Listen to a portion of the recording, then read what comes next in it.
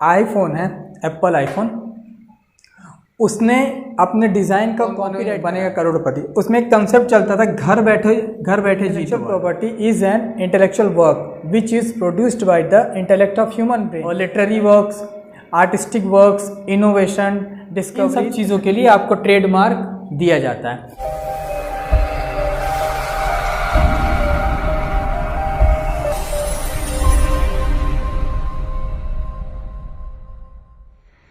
Hello friends, कैसे हैं आप लोग? उम्मीद कर रहा हूँ सभी लोग अच्छे होंगे और पढ़ाई कर रहे होंगे। लास्ट जो हमने लेक्चर डिस्कस किया था वो इंटेलेक्चुअल प्रॉपर्टी पर था, ठीक है, और 26 अप्रैल को, ठीक है। और वीडियो बनाने में थोड़ी देरी हो गई कुछ कारणवश। कोशिश करूँगा वीडियो जल्दी अपलोड होती रहे और आप लोगों की पढ़ाई रुक ना पाए।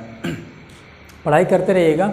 तो लास्ट हमने डिस्कस किया था इंटेलेक्चुअल प्रॉपर्टी के बारे में। इसका डेफिनेशन मैंने क्या बताया था हिंदी वालों के लिए, कि जो भी मनुष्य अपनी बुद्धि से कोई भी चीज़ बनाता है, पहले वो चीज़ मौजूद ना हो, उसने बनाया हो और प्योर उसी की हो, तो उस वस्तु पे केवल उसी व्यक्ति का अधिकार होता है। ये कई प्रकार का अधिकार हो सकता है, पेटेंट हो सकता है, कॉपीराइट हो सकता है, ट्रेडमार्क्स हो सकता है, ठीक है।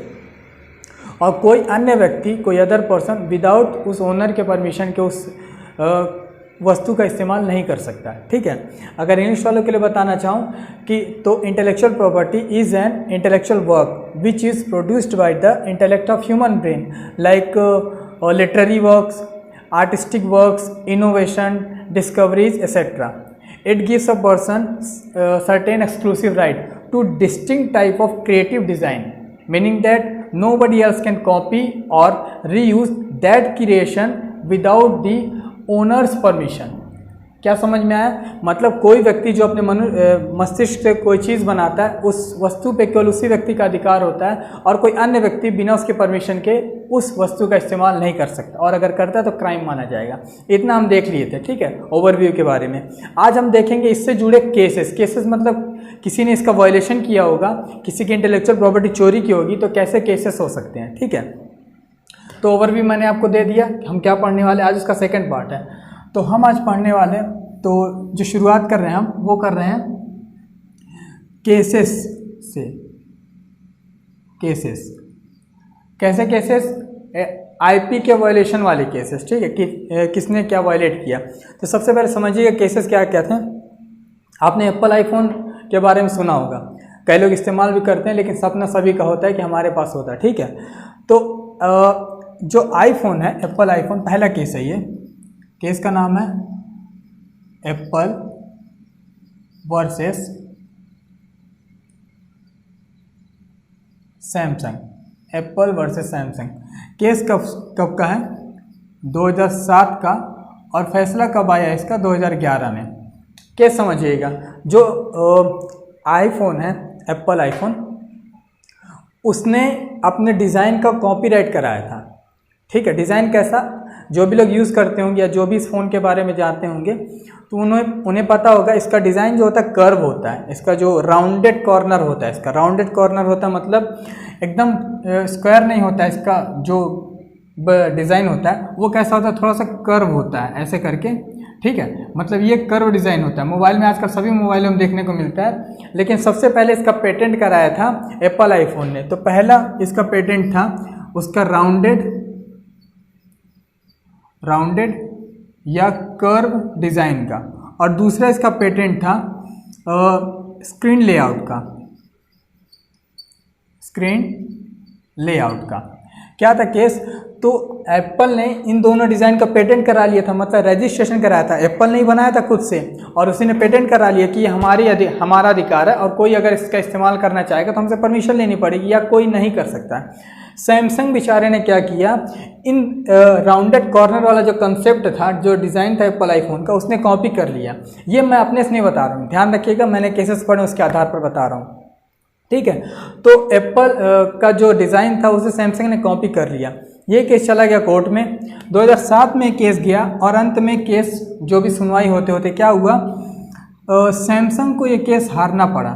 सैमसंग ये केस हार गया, और सैमसंग ने फिर एप्पल को कितने 36 अरब रुपए जुर्माने के तौर पर दिया। क्यों? क्योंकि ये जो पेटेंट था, ये जो डिज़ाइन का रजिस्ट्रेशन था, वो किसने कराया था? एप्पल ने कराया था, और सैमसंग ने उसे विदाउट परमिशन कॉपी कर लिया। एक तरह से चोरी का काम किया, ठीक है। तो पहला केस था ये। दूसरा केस हम देखते हैं। दूसरा केस ये है संजय कुमार गुप्ता, संजय कुमार गुप्ता वर्सेस है ये सोनी पिक्चर्स के। ये क्या केस था? इसमें तो डिज़ाइन वाला कोई केस नहीं होगा, इसमें कॉपीराइट का केस था। ये कॉपीराइट केस कैसा? संजय कुमार गुप्ता साहब ने किसके ऊपर? सोनी के ऊपर एक केस किया। आपने सोनी पे एक शो देखा होगा, एक शो आता था केबीसी नाम का, कौन बनेगा करोड़पति। उसमें एक कंसेप्ट चलता था घर बैठे जीतो वाला। घर बैठे जीतो वाला क्या था? कोई भी ऑनलाइन क्वेश्चन पूछा जाता था तो उससे रिप्लाई करना होता उस क्वेश्चन का आंसर, और चाहे मैसेज के थ्रू करते थे या शायद कॉल के थ्रू, तो घर बैठे उस व्यक्ति को इनाम दिया जाता था अगर वो सही होता था तो, ठीक है। तो संजय कुमार गुप्ता साहब ने क्या ब्लेम किया, क्या आरोप लगाया कि मैं भी एक शो चलाता था बहुत पहले जिसका नाम था जीतो। ये एक क्विज शो था, और उन्होंने बताया कि ये जो घर बैठे जीतो वाला कंसेप्ट है, ये सबसे पहले मैंने इजाद किया था, हमने इस्तेमाल किया था, और सोनी ने इसे कॉपी कर लिया, ठीक है। तो लास्ट में फिर जो भी केस का फैसला होगा वो आप लोग डिटेल पढ़ सकते हैं। तो दो केसेस हो गए, एक डिज़ाइन का और पेटेंट का, दूसरा आपका कॉपीराइट का हो गया। तीसरा केस एक और बता दे रहा हूँ यहीं पास। केसेस बहुत सारे हैं लेकिन इंपॉर्टेंट आपको बता दे रहा हूँ जो आप रिलेट कर सको, जाने पहचाने फेमस केसेस। फिर एक केस है तीसरा, एक गाना सुने होगे आप लोग, मुन्नी बदनाम, है ना, दबंग मूवी का शायद सॉन्ग है ये, और वर्सेस था ये जंडू बाम के। दिखाई दे रहा? हाँ, जंडू बाम। क्या केस था? आपने सॉन्ग सुना होगा, उस गाने में जंडू बाम शब्द का इस्तेमाल हुआ है, ठीक है। तो जंडू बाम कंपनी ने क्लेम किया इस मूवी के ऊपर कि आपने हमारे नाम का इस्तेमाल बिना हमारी परमिशन के किया है, हमारे ब्रांड के नाम का इस्तेमाल। तो जो भी फैसला होना था, अंत में जा कर के ये डील पक्की हुई लोगों के बीच में कि जिस तरह से आपने विदाउट हमारी परमिशन हमारे ब्रांड का इस्तेमाल अपने गाने में किया है, तो हम भी अपने ब्रांड में आपके गाने का इस्तेमाल करेंगे, ठीक है। इस बात पे ये डील हो गई। फिर और भी एक केस है famous, Coca Cola versus Bisleri का केस है। ये डिज़ाइन वाला है, वाटर डिज़ाइन का शायद। और भी बहुत सारे केसेस मिलेंगे, केंटारो का केस मिलेगा और इरोज म्यूज़िक का मिलेगा, बहुत सारे केस हैं। तो कहने का मतलब ये कि कोई व्यक्ति जब अपने से कोई चीज़ करता है तो वो उसकी इंटेलेक्चुअल प्रॉपर्टी होती है। अब ऐसा आप लोग नहीं समझिएगा कोई हर व्यक्ति दिमाग से काम करता है। दिमाग से काम करने का मतलब उसने कोई चीज़ बनाई जो पहले से नहीं हो और प्योर उसी की हो, ठीक है, तो वो आईपी के तहत मानी जाती है। तो ये लोग क्या कहते हैं, एक दूसरे कंसेप्ट को कॉपी कर रहे थे। तो देखिए क्लेम होता है, सैमसंग ने वायलेशन किया आईपी लॉ का, तो उसे जुर्माने के तौर पर देना पड़ा कुछ पैसे। संजय कुमार गुप्ता का केस है। ये सारे केसेस आपको ये समझाने के लिए कर रहा हूँ कि अगर वायलेशन करते हो किसी के इंटेलेक्चुअल प्रॉपर्टी का तो केस हो सकता है, ठीक है। स्क्रीनशॉट ले लीजिए। चलिए अब आगे देखते हैं।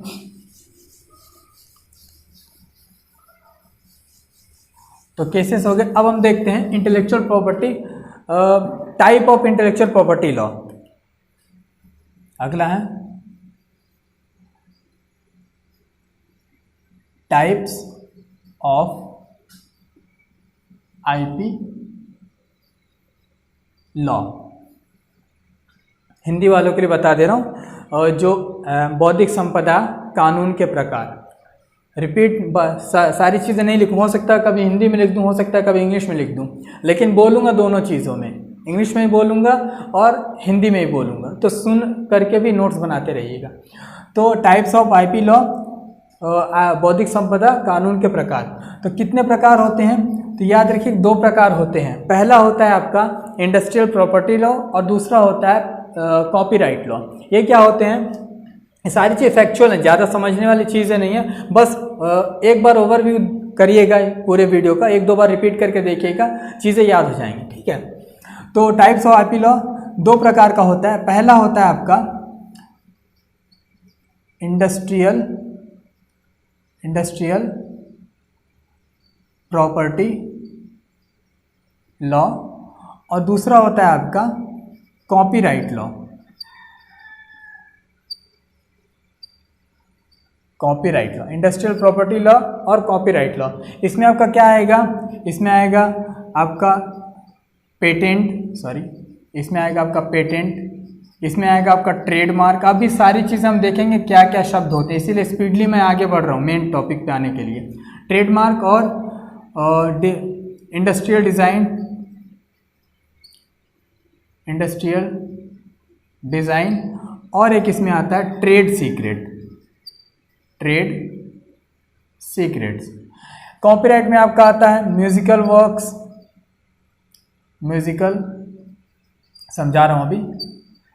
वर्क्स और क्रिएटिव वर्क्स। कोई बुक लिख दी आपने, स्टोरी लिख दी, ये सारी चीज़ें किस में आती है, कॉपीराइट में आती है। मतलब क्या बोलने का मतलब यहाँ पे है कि जो आईपी कानून है ना, इसके 2 प्रकार, ये 2 भागों में बटा है। अगर आपने पेटेंट का वायलेशन किया, कोई मशीन आपने चोरी कर ली किसी की बनाई हुई और खुद के नाम पे उसको बनाने लगे, या आपने कोई इंडस्ट्रियल डिज़ाइन था उसको कॉपी कर लिया अपने नाम पर, या कोई ट्रेडमार्क था उसको कॉपी कर लिया, तो वो जो वायलेशन होगा वो इंडस्ट्रियल प्रॉपर्टी लॉ का वायलेशन माना जाएगा। और अगर आपने किसी का म्यूज़िक चोरी कर लिया, एग्जांपल के लिए एक मूवी आई थी, शायद धोबी घाट मूवी थी, उसमें गाना महंगाई डायन नाम का था ऐसा कुछ, तो वो जो सॉन्ग था लोगों ने क्लेम किया कि ये राजस्थान का फोक सॉन्ग है और इसे मूवी में बिना परमिशन कॉपी कर लिया गया। तो क्या था, म्यूजिक था वो। तो इस टाइप का जो वायलेशन होगा वो कॉपीराइट का वायलेशन माना जाएगा। अगर आपने कोई पिक्चर बनाई है, कोई डिज़ाइन बना दिया है, कोई बुक लिख दी है, जैसे चेतन भगत साहब की कोई बुक्स होती हैं, 3 mistakes of my life, half girlfriend और बहुत सारे, रेवोल्यूशन 2020, ऐसे करके बहुत सारे नॉवेल्स हैं उनकी। अगर मान लीजिए उस नॉवेल का जो चेतन भगत साहब ने लिखा है मैंने अपने नाम पे पब्लिश करा लिया, ठीक है, तब क्या होगा, वायलेशन माना जाएगा। किस लॉ का, आईपी लॉ का, और किस कैटेगरी का, कॉपीराइट लॉ का वायलेशन माना जाएगा, ठीक है। और इस पे जो भी सज़ा होगी वो मुझे एक्सेप्ट करनी पड़ेगी, चाहे जुर्माने के तौर पर हो सकती है या कारावास के तहत हो सकती है, ठीक है। इसका स्क्रीनशॉट ले लीजिए। तो आईपी लॉ के 2 टाइप, पहला इंडस्ट्रियल प्रॉपर्टी लॉ और दूसरा copyright law. Industrial property law में पेटेंट, ट्रेडमार्क, इंडस्ट्रियल डिज़ाइन और ट्रेड सीक्रेट्स आएंगे, और कॉपीराइट लॉ में कोई ओरिजिनल वर्क्स आएंगे। याद रखिएगा, ऐसा नहीं कि कहीं से कोई सॉन्ग सुने आप और खुद से लिख दिए, बोले मैं लिखा हूँ मेरी प्रॉपर्टी, ऐसा नहीं, आपने खुद बनाया हो, ठीक। चलिए, तो ये टाइप्स ऑफ आईपी लॉ था। अब देखते हैं टाइप्स ऑफ आईपी लॉ के बाद आईपी लॉ होता है क्या, डायमेंशन ऑफ आईपी लॉ, नहीं सॉरी, ओरिजिन एंड डेवलपमेंट। अगली हेडिंग है अपनी origin and development of IP law, ठीक है। हिंदी वालों के लिए बोल दे रहा हूं, बौद्धिक संपदा कानून की उत्पत्ति और विकास, origin and development of IP law, ठीक है। एक चीज़ बताना चाहूँगा, बहुत स्लोली पढ़ा रहा हूँ, बहुत धीरे धीरे पढ़ाता हूँ, तो वीडियो को थोड़ा सा स्पीड बढ़ा लिया करिए, 1.5x पे देख लिया करिए, जिससे थोड़ा सा आप लोग का इंटरेस्ट बना रहे। क्या है, जिस चीज़ें धीरे पढ़ते हैं हम तो थोड़ा सा इंटरेस्ट चला जाता है, और मेरे धीरे पढ़ाने का मकसद ये है कि आप लोगों को चीज़ें समझ में आए, ठीक है। धीरे धीरे स्पीड मैं भी बढ़ाऊंगा, आप लोग अगर रिस्पांस अच्छा देंगे तो, ठीक है। तो वीडियो की स्पीड बढ़ा करके देखा करिए, और मन पड़े तो लाइक शेयर कर दिया करिए, ठीक है, जिससे हमको हौसला मिलता है। आपका कुछ नहीं जाता, आप लाइक करोगे, शेयर करोगे, सब्सक्राइब करोगे तो ना आपका पैसा लगेगा ना हमें पैसे मिलेंगे, ठीक है, लेकिन इससे हमें अच्छा लगेगा कि हम कुछ अच्छा काम कर रहे हैं, ठीक है।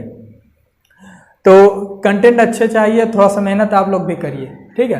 तो क्या ओरिजिन एंड डेवलपमेंट, तो जो हमारा कानून आईपी लॉ का माना जाता है कि बहुत पहले के कुछ कानून है उनके आधार पर बन करके आया है। एक कानून था द स्टैट्यूट ऑफ मोनोपोली, एकाधिकार कानून, यह आया था पेटेंट के लिए। कब आया था? 1623 में आया था। और दूसरा कानून आपका आता है the British statute of any का कानून, यह था कॉपीराइट के लिए। तो एक कानून आ रहा 1623 में और एक कानून आ रहा 1710 में, और ये दोनों को माना जा रहा है कि ये दोनों आधार बनते हैं आईपी लॉ के। जो कानून है, बौद्धिक संपदा कानून आया है, माना गया कि ये दोनों के आधार पर आया है, ठीक है। और जो भी विकास होता है तो आप लोग देखते आ रहे हो, ठीक है।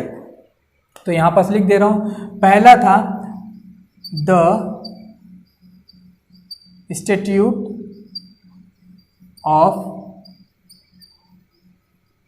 मोनोपोली, हिंदी में बोलते हैं एकाधिकार कानून। ये किसने पारित किया था? तो याद रखिए कि इंग्लैंड की संसद ने पारित किया था। इंग्लैंड की संसद ने कब किया था? 1623-24 में, ठीक है। क्यों था ये? किसके लिए था? ये था पेटेंट के लिए। पेटेंट मतलब जो भी चीज़ मशीनें अगर कोई नया बना रहा है तो उसके लिए पेटेंट नाम का रजिस्ट्रेशन होता है, और कोई बुक्स वगैरह लिख रहा है तो उसके लिए कॉपीराइट नाम का रजिस्ट्रेशन होता है। और अगर कोई कुछ डिज़ाइन बना रहा है कंपनी के लिए, कोई नया नाम दे रहा है, कोई नया सिंबल दे रहा है, जैसे एप्पल का एक सिंबल है, सैमसंग का एक सिंबल है, या आप बजाज का कोई सिंबल होता है, रॉयल एनफील्ड का कोई सिंबल है, हीरो का कोई सिंबल है, होंडा का कोई सिंबल है, तो सब हर कंपनी का, जैसे जैगुआर, फरारी, ये सारी कंपनियों का कोई सिंबल होता है, अलग नाम होता है, तो उस नाम का भी पैसा होता है। याद रखिए हमारे हिंदुस्तान में क्या होता है, हम चीज़ों की कीमत देते हैं। एग्जाम्पल के लिए कोई ये मार्कर बना, ठीक है, तो हम किस कंपनी का है, जैसे कैमलिन का मार्कर है ये, तो हम उस वस्तु का प्राइस दे देंगे अगर भारत में बनी है तो। और भारत वालों को वस्तु से मतलब होता है, बनाने वाली कंपनियों को भी और खरीदने वाले उपभोक्ता को भी। लेकिन अगर जो विदेश की कंपनी होती है, एग्जांपल देखिएगा जैसे मैकडोनल्ड्स है या KFC है, ये बाहरी कंपनियां हैं, लेकिन ये सामान से ज़्यादा इनका ब्रांड बिकता है। वो जो सिंबल होता है, जो M लिखा होता है मैकडोनल्ड्स का, या KFC का KFC जो लिखा होता है, उनका प्राइस ज़्यादा होता है, क्योंकि उसके आधार पर ये बहुत सारा पैसा विदेशों में चला जाता है, भारतीय पैसा।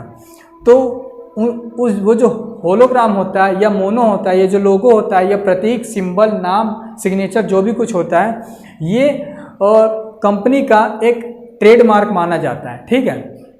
तो पेटेंट के अंतर्गत में यही आता है, ट्रेडमार्क हो गया, इंडस्ट्रियल डिज़ाइन हो गया, ये सारी चीज़ें होती है। तो कब आया था? 1623 में। और दूसरा जो कानून था उसका नाम था द ब्रिटिश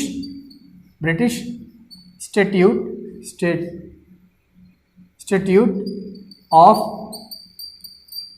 एनी, बोले तो एनी का कानून।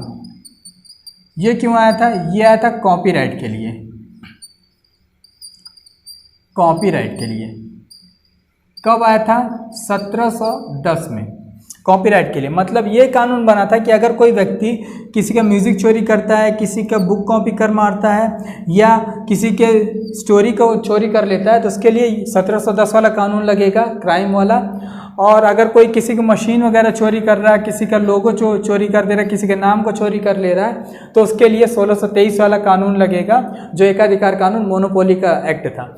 और माना गया कि ये दोनों आधार हैं किसके? आईपी लॉ के, इंटेलेक्चुअल प्रॉपर्टी लॉ के, ये दोनों आधार हैं। इन्हीं के आधार पर आईपी लॉ का विकास हुआ और ओरिजिन हुआ।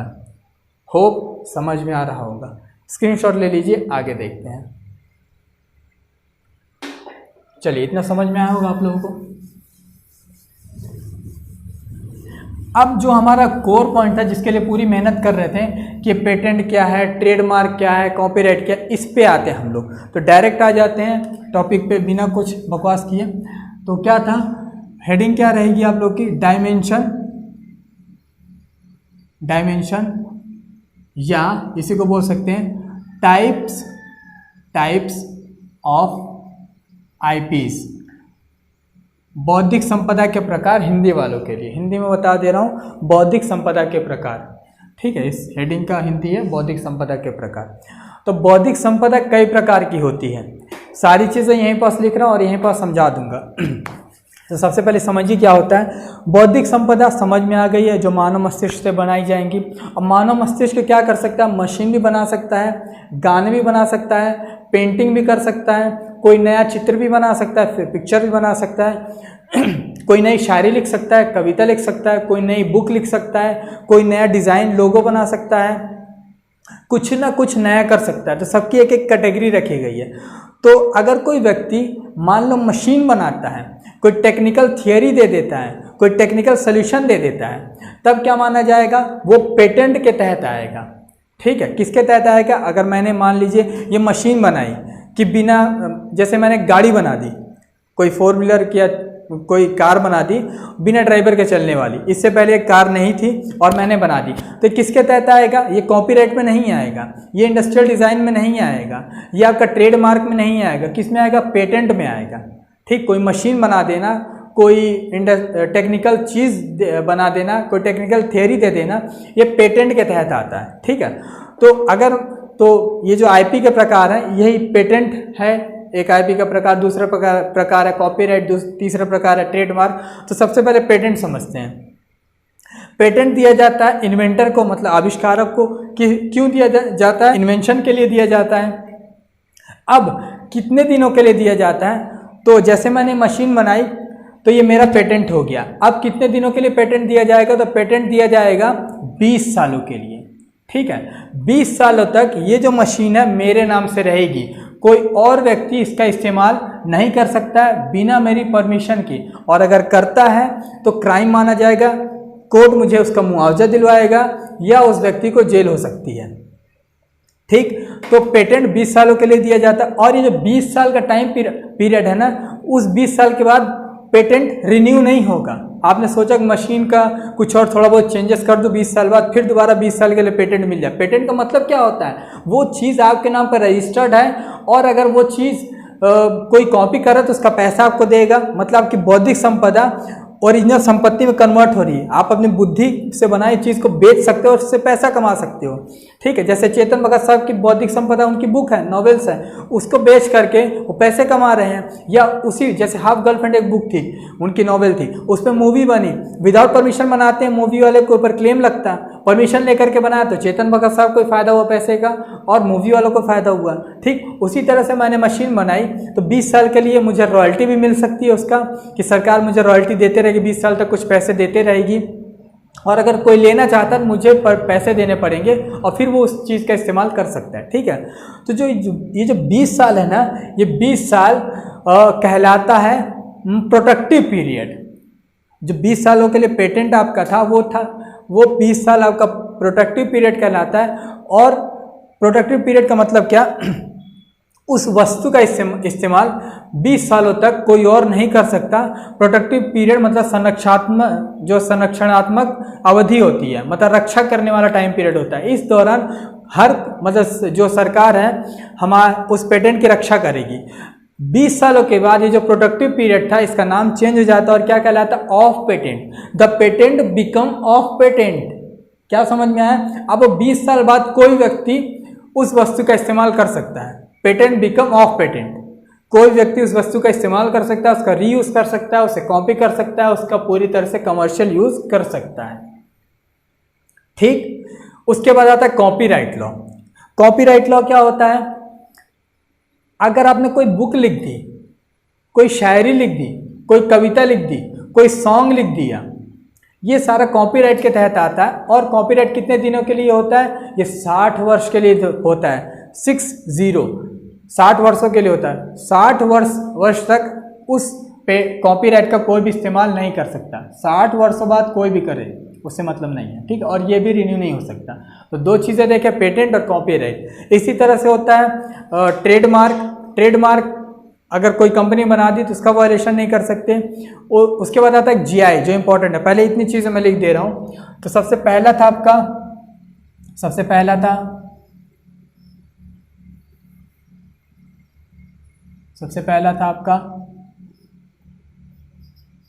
पेटेंट। क्या क्या बताया इसमें मैं, किसे दिया जाएगा? इन्वेंटर को दिया जाएगा। इन्वेंटर को दिया जाएगा मतलब आविष्कारक को दिया जाएगा। आविष्कारक को दिया जाएगा। क्यों दिया जाएगा? आविष्कार के लिए, आविष्कार के लिए दिया जाएगा। इंग्लिश में बोले तो कोई टेक्निकल सॉल्यूशन हो गया, सॉरी कोई मशीन आपने बना दी, कोई टेक्निकल सॉल्यूशन दे दिया, कोई टेक्निकल थियरी दे दी, इसके लिए दिया जाएगा आपको। कितने दिनों के लिए दिया जाता है? 20 सालों के लिए दिया जाता है, 20 सालों के लिए। और ये रिन्यू नहीं हो सकता, रिन्यू नहीं कर सकते। और क्या बताएं इसमें मैं, ये जो 20 साल का टाइम पीरियड, इसे कहते हैं protective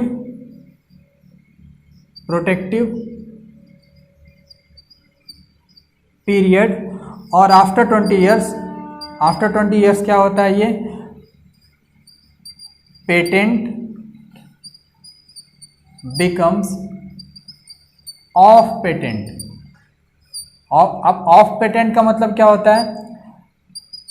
it's open for general, मतलब आम व्यक्तियों के लिए अब ये इस्तेमाल के लिए खुल चुका है। अब कोई व्यक्ति बिना उस ऑनर की परमिशन के उस मशीन को बना सकता है अगर उसके में क्षमता है। कुछ गाइडलाइंस के बाद सरकार ने उसके लिए गाइडलाइंस दी है। ऐसा नहीं कि आपने उठाया कॉपी पेस्ट मार दिया 20 सालों बाद, बोले 20 साल तो हो गया, ऐसा नहीं हो सकता। ठीक है, तो ये था आपका पेटेंट के बारे में। दूसरा आपका टर्म जो है वो है कॉपीराइट। ये पहला था आपका, दूसरा टर्म है आपका कॉपीराइट। कॉपीराइट किसे दिया जाएगा? तो ऑथर को दिया जाएगा, ऑथर्स को दिया जाएगा, कवियों को या लेखकों को दिया जाएगा, या रचनाकारों को दिया जाएगा, या चित्रकारों को दिया जाएगा, या संगीतकारों को दिया जाएगा। बहुत सारे लोगों को दिया जाएगा। ठीक है, कितने दिनों और क्यों दिया जाएगा? उन्होंने कोई बुक्स लिखी हो, कोई सॉन्ग लिखा हो, कोई पिक्चर बना दी हो, मतलब कोई क्रिएटिव काम कर दिया हो, क्यों, कब, कितने दिनों के लिए दिया जाएगा? तो 60 वर्षों के लिए दिया जाएगा। और इसमें भी रिन्यू नहीं हो सकता, इसे भी रिन्यू नहीं करा सकते। उम्मीद करो इतना समझ में आया होगा। उसके बाद यहीं देख लेते हैं हम ट्रेडमार्क के बारे में। तो ये दूसरा नंबर था, ये पहला था, दूसरा और तीसरा है आपका ट्रेडमार्क। जैसे एप्पल का डिज़ाइन होता है, सैमसंग का डिज़ाइन होता है, या कंपनी का कोई डिज़ाइन हो गया, तो ये क्या होता है? ट्रेडमार्क कहलाता है। ट्रेड मतलब व्यापार, मार्क मतलब सिंबल। अपने व्यापार के लिए कोई सिंबल बना देना, वो ट्रेडमार्क कहलाता है। ठीक है, तो किसे दिया जाएगा? ये कंपनी को भी दिया जा सकता है और किसी संस्था को भी दिया जा सकता है। क्यों दिया जाएगा? ट्रेडमार्क के लिए दिया जाएगा। लोगो आपने कोई बना दिया नया, कोई मोनो बनाया नया, ठीक है, या कोई नया नाम दे दिया आपने, दिखाई दे रहा, कोई नया नाम दे दिया, कोई नया सिंबल बना दिया, इन सब चीज़ों के लिए आपको ट्रेडमार्क दिया जाता है। और इसके लॉ भी हैं, इसके कानून भी है, पेटेंट लॉ भी है, कॉपीराइट लॉ भी है, patent act, copyright act, trademark act, और क्या हो सकता है एक और, सारी चीज़ें कोशिश कर रहा हूँ एक ही जगह लिखूँ। ठीक है, इसका स्क्रीनशॉट ले लीजिए आप लोग। चलिए आगे देखते हैं। तो पेटेंट देख लिए हम, कॉपीराइट देख लिए, और क्या देख लिए? ट्रेडमार्क देख लिए।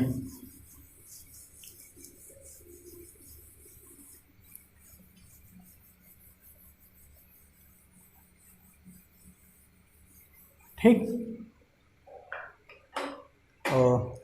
ट्रेडमार्क हो गया। अब आता है थोड़ा सा इम्पोर्टेंट है, 3 देख लिए हम, चौथा ये है, क्या है? जीआई। ये बहुत इम्पोर्टेंट है। इसको फुल फॉर्म है इसका जियोग्राफिकल इंडिकेशन, या इसी को बोलते हैं इंडिकेटर। हिंदी में बोलते हैं इसको भौगोलिक संकेतक। ये आप लोग बिना पढ़े भी जानते हो और इसका इस्तेमाल भी करते हो। अब पूछोगे कैसे सर, ऐसे हमारे बारे में कैसे बोल दिए, हम कैसे जान रहे हैं? तो आप लोग इस्तेमाल करते होगे एक शब्द बनारसी साड़ी, शब्द इस्तेमाल करते होगे आगरे का क्या होता है, पेड़ा, आगरे का पेठा, सॉरी आगरे का पेठा, और मथुरा के पेड़े इस्तेमाल करते होगे, बनारसी पान भी बोलते होगे, है ना। तो ये सब क्या है, शिमला मिर्च बोलते हो। क्यों, उस जगह के नाम के साथ क्यों, ऐसे नहीं पहचानी जाएगी। नॉर्मल पान बोल दो तो क्या होगा, उसका कुछ ना कुछ क्वालिटी कम होगी। सारे पान को बनारसी पान नहीं बोल सकते, सारी साड़ियों को बनारसी साड़ी नहीं बोल सकते, सारे ऊन को पश्मीना ऊन नहीं कह सकते, सारे कपड़ों को खादी भंडार के कपड़े नहीं बोल सकते। क्यों ऐसा कहा गया, ये होता है ज्योग्राफिकल लोकेशन या ज्योग्राफिकल इंडिकेशन। जब कोई वस्तु किसी क्षेत्र विशेष में स्पेशल हो जाए, बहुत ज़्यादा विशेष हो जाए, उसके लिए ज्योग्राफिकल इंडिकेशन दिया जाता है। कौन देता है, सरकार देती है। याद रखिएगा, ज्योग्राफिकल इंडिकेशन दिया जाता है 10 वर्षों के लिए, और ये जो 10 वर्ष हर साल दिया जाता है, ये हर साल दिया जाता है। ये हर साल कब काउंट होता है, अप्रैल से मार्च, अप्रैल से मार्च 1 साल काउंट होता है। तो ये जो जितनी चीज़ें इससे पहले मैं बताया, पेटेंट बताया, ट्रेडमार्क बताया और कॉपीराइट बताया, ये किसी व्यक्ति विशेष को उसका लाभ मिलता है। किसी व्यक्ति ने मशीन बनाई, बुक लिख दिया या कोई सिंबल दे दिया, तो उसका पैसा उस पर्टिकुलर उस व्यक्ति को मिलेगा, उसका प्रॉफिट, उसका लाभ उस व्यक्ति को मिलेगा। लेकिन जो जीआई होता है, ज्योग्राफिकल इंडिकेशन, मान लीजिए बनारस की साड़ी थी, अब कोई व्यक्ति वहाँ से आ करके यहाँ पास, मान लीजिए बनारस से निकला हो तो एमपी में या छत्तीसगढ़ में या दिल्ली में कहीं पास भी जा करके वो क्या कर सकता है, बनारसी साड़ी को बेच सकता है, क्योंकि उस एरिया विशेष से वो आया है जहाँ पास उस वस्तु की विशेषता है। इसका लाभ सभी व्यक्तियों को मिलता है। जब भी सरकार को ऐसा लगता है कोई वस्तु विशेष हो रही है तो उसे ज्योग्राफिकल इंडिकेशन, भौगोलिक संकेतक दे दिया जाता है, और ऐसी वस्तु अपने जगह या स्थान के नाम के साथ ही रहती है। नॉर्मल पान नहीं बोलोगे, बनारसी पान ही बोलोगे, नॉर्मल संतरे नहीं कहोगे, नागपुर के संतरे कहोगे, ठीक है। क्यों, क्योंकि वहीं के संतरे अच्छे होते हैं या वहीं की साड़ी अच्छी होती है, ठीक है। तो उसका लाभ सभी व्यक्तियों को मिलता है। कितने दिनों के लिए दिया जाता है, 10 सालों के लिए दिया जाता है, ठीक। इतनी चीज़ समझ में आ रही होंगी। तो ये हो गया ज्योग्राफिकल इंडिकेशन, 10 वर्षों के लिए दिया जाता है, हर साल दिया जाता है, अप्रैल मार्च 1 साल काउंट होता है।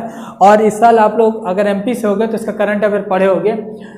मध्य प्रदेश में जो कड़कनाथ मुर्गा होता है काले कलर का, उसको जीआई टैग दिया गया है, हल्दी जीआई टैग दिया गया है। ऐसे करके लगभग 900 चीज़ें हैं जिन्हें जीआई टैग दिया गया है। कोशिश करूंगा क्लास के एंड में डिस्क्रिप्शन में उसका लिंक दे दूं, जिससे सारी चीज़ें आप पढ़ लो, क्योंकि एग्जाम में पूछता है, पूरा तो नहीं पूछेगा लेकिन 2019-20 का पूछेगा कि कौन कौन सी वस्तुएं जिन्हें जीआई टैग दिया गया है, ठीक है। तो आप लोग को याद होना चाहिए सारी चीज़ें, या तो मैं बोर्ड में ही लिख दूंगा जैसा समझ में आएगा मुझे, ठीक है।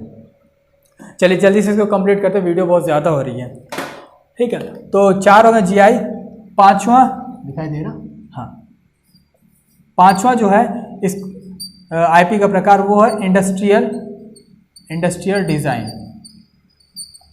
वही एप्पल वाला, किसी ने कोई डिज़ाइन बनाया कोई कंपनी ने और किसी ने उसे कॉपी कर लिया। जैसे ये डस्टर है, इसका एक डिज़ाइन है, अब कंपनी ने अगर इसका इंडस्ट्रियल डिज़ाइन के नाम पर रजिस्ट्रेशन करा लिया, कोई और कंपनी ऐसा डस्टर बनाती है तो क्या होगा, क्राइम माना जाएगा, ठीक। तो ये इंडस्ट्रियल डिज़ाइन, ठीक है।